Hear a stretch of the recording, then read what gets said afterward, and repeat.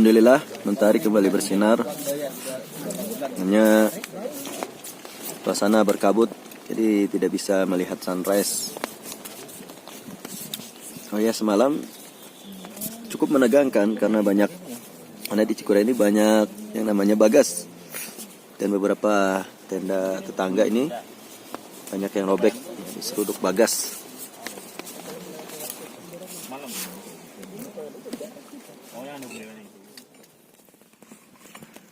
Jalanan menuju puncak Gunung Cikuray.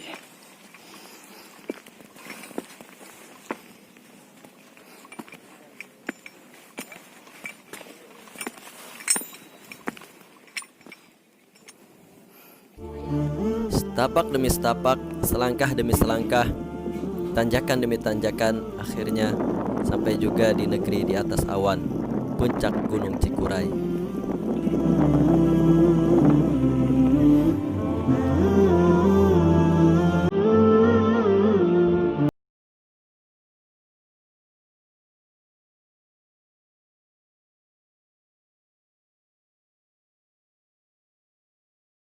Pemandangan indah awan-awan putih bagaikan gelombang lautan yang menenggelamkan penat dan letih.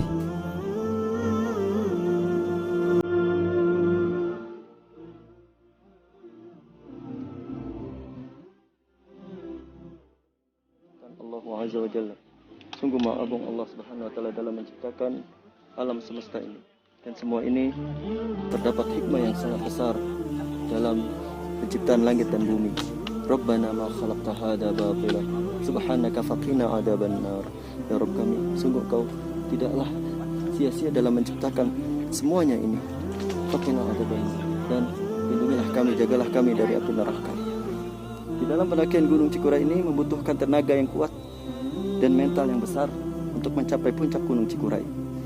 Jalur yang terjal sangat melelahkan dan memayahkan. Oleh sebab itu sangat dibutuhkan bagi kita untuk kesabaran yang tinggi di dalam mencapai puncak Gunung Cikuray ini. Berbicara tentang kesabaran, tentu saja ada syukur di sana. Karena antara sabar dan syukur itu adalah dua hal yang bersamaan ataupun yang tidak pernah berpisah. Diibaratkan seekor burung, sabar dan syukur adalah kedua sayap. Maka seorang hamba yang menuju kepada Allah Ta'ala, maka dia dibutuhkan kesabaran dan rasa syukur. Sahabat sekalian yang dirahmati oleh Allah Subhanahu wa taala, sabar dan syukur adalah dua kondisi yang harus dimiliki oleh seorang hamba, oleh seorang mukmin. Karena kedua itulah dia akan dapat berjalan menuju kepada Allah Azza wa Jalla. Sekarang perjalanan turun. Tadi habis dari puncak dan jalurnya sangat terjal, perlu waspada dan hati-hati.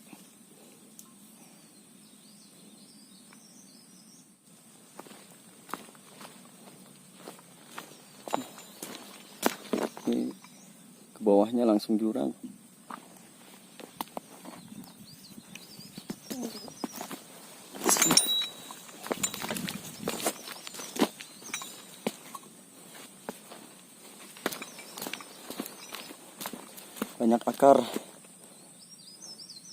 Banyak akar-akar di sepanjang jalur, dan bahkan kita harus berpegangan kepada akar supaya tidak jatuh.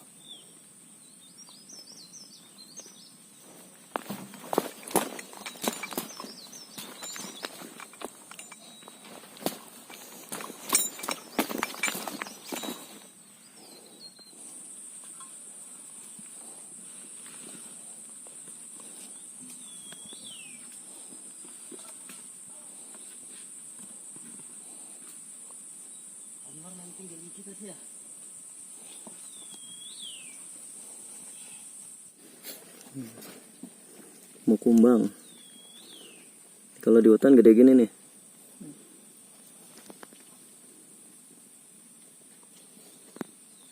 Biasanya kalau di kebun-kebun kan kecil.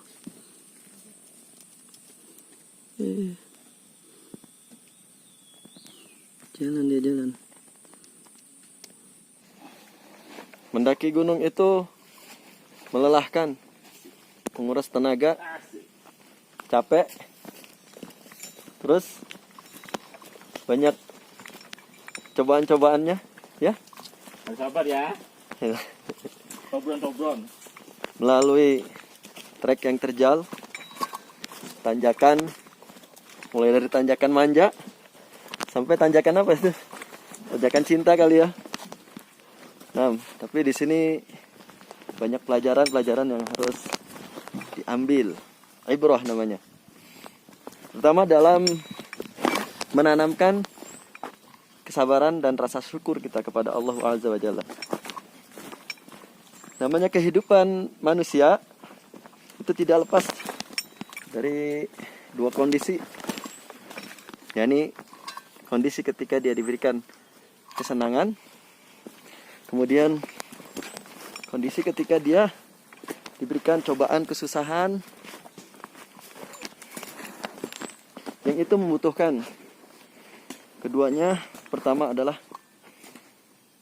rasa syukur ketika dia diberikan kesenangan, kenikmatan oleh Allah Azza wa Jalla. Kemudian dia bersabar ketika Allah Azza wa Jalla mengujinya.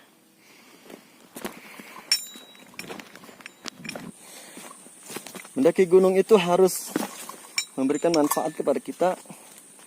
Maka mendaki gunung bukanlah hanya satu kegiatan hanya untuk melepas penat di kota, atau mendaki gunung untuk tren-trenan. Mendaki gunung juga bukan untuk yaitu melihat keindahan alam semata, tetapi mendaki gunung itu adalah bagaimana kita dapat mengambil pelajaran-pelajaran dengan memperhatikan ciptaan-ciptaan Allah Subhanahu wa taala yang ada di alam ini, dan itu akan memberikan kepada kita rasa takut kepada Allah, ketakwaan, dan juga menambahkan keimanan kita kepadanya. Oleh sebab itu, maka ketika kita mendaki gunung haruslah didasari dengan tadabbur, yaitu memperhatikan alam sekitar, memikirkan atau bertafakur serta bertadakur, yakni mengambil faidah-faidah, pelajaran-pelajaran yang ada di alam sekitar ini, serta apa saja yang kita alami ketika kita berjalan menuju ke puncak gunung. Allah Subhanahu wa taala berfirman, "Wa inna idza adaqna al-insana minna rahmatan fariha biha wa in tusibhum sayyi'atun bima qaddamat aydihim fa innal insana kafur." Dan apabila kami memberikan kepada manusia rahmat dari kami, yaitu berupa kenikmatan, ar-raha wa ni'mah, berupa kesenangan, kenikmatan yang Allah Subhanahu wa taala limpahkan kepada mereka, fariha biha, mereka merasa senang, gembira dengannya, mereka merasa nyaman dengannya, dan kenyamanannya bersandar kepada kenikmatan tersebut, sehingga banyak di antara mereka yang lupa kepada siapa yang memberikan kenikmatan kepadanya, dan banyak di antara mereka yang ingkar, sehingga dengan kenikmatan yang Allah Tabaraka Ta'ala berikan kepadanya, dia melakukan kedurhakaan dan kemaksiatan, kekufuran kepada Allah Azza wa Jalla. Banyak di antara manusia yang mereka tidak menggunakan kenikmatan yang Allah Tabaraka Ta'ala berikan untuk mentaati Allah Azza wa Jalla. Sebab itu, kerusakan-kerusakan yang di alam, di gunung, kemudian di lautan, itu bima kasabat aydihim, bima kasabat aydin nas, itu dikarenakan perbuatan tangan mereka sendiri. Karena mereka berbuat durhaka, maksiat kepada Allah Azza wa Jalla. Berapa banyak orang-orang yang ada di gunung melakukan kedurhakaan dan kemaksiatan, kelalaian pada Allah Azza wa Jalla, sehingga Allah Subhanahu wa taala murka kepadanya, murka kepada mereka, sehingga terjadilah longsor, kemudian gunung meletus, Kemudian di lautan pun demikian, terjadinya tsunami dan lain sebagainya. Kerusakan tersebut lantaran mereka tidak mensyukuri kenikmatan Allah Subhanahu wa taala. ظهر الفساد في البر والبحر بما كسبت أيدي الناس ليذيقهم بعض